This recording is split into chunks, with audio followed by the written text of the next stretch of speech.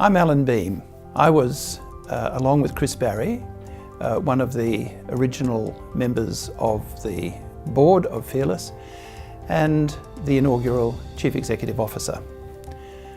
The reason that I'm involved in FearLess goes back to the First World War, and it's only a few days since we celebrated the 100th anniversary of the armistice. My great aunt, Elsie, was a nurse through the whole of the First World War, initially in Egypt and then in France. She was at Ypres and she was also at Passchendaele. She came back from the war in 1918. She married. She had 4 children. And in 1927, she committed suicide, her youngest child being a mere 6 months old. She suffered PTSD.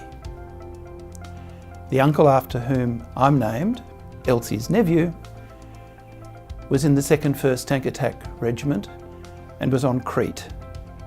The fighting on Crete was amongst the most horrible fighting experienced by Australian forces in the Second World War. He came back in 1946 and he also suffered acute PTSD. My brother Lloyd was an SAS officer in Vietnam. He did 2 tours in Vietnam.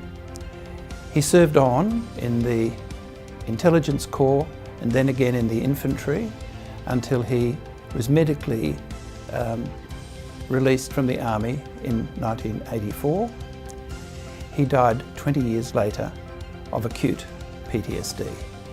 I have 3 big personal reasons for supporting FearLess, and I'm sure you understand what they are.